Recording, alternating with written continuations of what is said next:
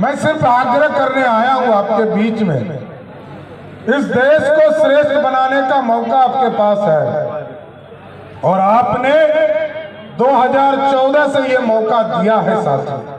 ये भी कर्ज कभी वापस नहीं किया जा सकता। और गोपालगंज के लोगों से आग्रह करूंगा, निवेदन करूंगा कि आज देश के यशस्वी प्रधानमंत्री आदरणीय नरेंद्र मोदी जी के नेतृत्व में भारत श्रेष्ठ हो रहा है।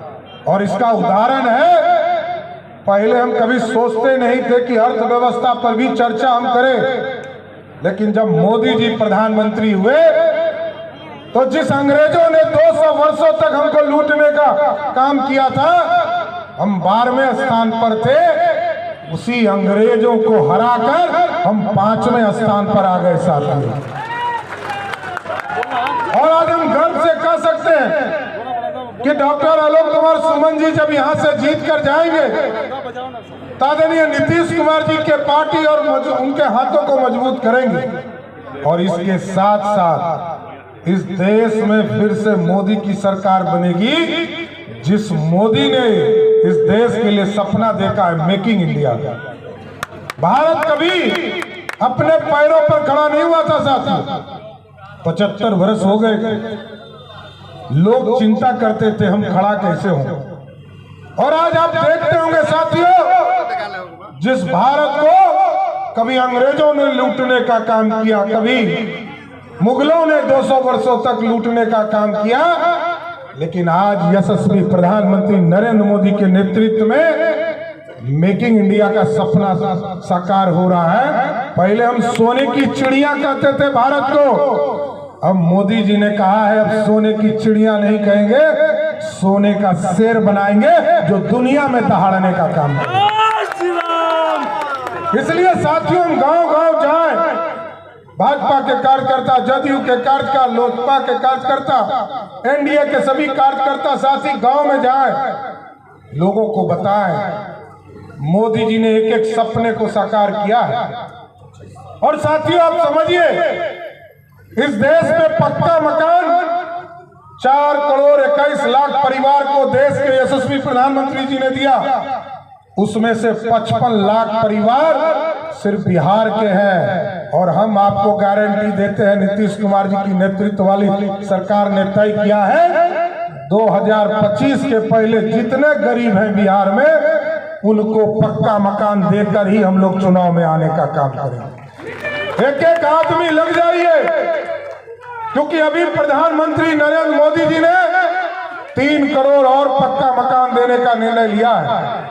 और आदरणीय नीतीश कुमार जी ने भी तय किया है 1996 के पहले जिनके पक्के मकान बने हैं उसको भी व्यवस्थित करेंगे।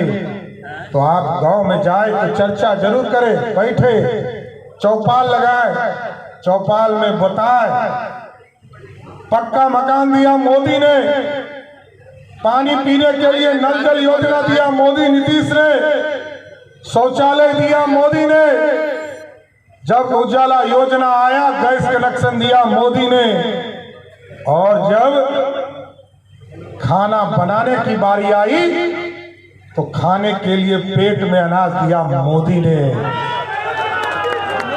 और साथियों अब हम लोगों ने निर्णय लिया है, यहाँ मंगल जी बैठे हैं, स्वास्थ्य मंत्री हैं बिहार के, और हम लोगों ने तय किया है बिहार में जिनको जिनको अनाज मिल रहा है साथियों, 5 किलो अनाज जिनको मिल रहा है, वैसे एक एक परिवार को अब जब हॉस्पिटल जाएंगे तो चिंता नहीं करना है, मोदी और नीतीश की सरकार आपके 5 लाख तक का इलाज भी कराने का काम करेगी। और इसलिए मैंने कहा मोदी जी और नीतीश जी, आदरणीय मंगल जी ने इसकी शुरुआत की थी, 1 करोड़ 21 लाख परिवार को आदरणीय मोदी जी के नेतृत्व में जब बीमार पड़ेंगे तो इसकी इलाज करने की व्यवस्था है। और 58 लाख परिवार आदरणीय नीतीश कुमार जी की नेतृत्व वाली सरकार इसको व्यवस्था करेगी। लेकिन साथियों मजबूत सरकार बनाना है, ये मजबूर सरकार नहीं चाहिए। मजबूर सरकार बनाएंगे तो कभी ममता दीदी प्रधानमंत्री का सपना देखने लगेगी, कभी अखिलेश यादव सपना देखने लगेंगे, इसलिए कभी राहुल गांधी भी देखने लगेंगे। इसलिए साथियों हमारा आग्रह है, मजबूत सरकार चाहिए। और मजबूत सरकार कैसे होगा? जब गोपालगंज से एक एक कार्यकर्ता लगकर एक एक वोट तीर छाप के निशान पर 25 तारीख को आदरणीय डॉक्टर आलोक सुमन जी को दिलाने का काम कीजिएगा, तभी मजबूत सरकार बनेगा। और साथियों, आज देश और दुनिया में आप देखते होंगे, जब चुनाव आता है तब लालू जी को आरक्षण का जिन आता है। 5 साल याद नहीं था, क्योंकि अब बैकवर्ड फॉरवर्ड करना है, दलितों को भड़काना है, अगड़ों को भड़काना है। तो अब वो कह रहे हैं कि आरक्षण खत्म हो रहा है, संविधान खतरे में है। जब वो चारा खा रहे थे, जब वो अलकतरा पी रहे थे, तब संविधान खतरे में नहीं था। 15 साल तक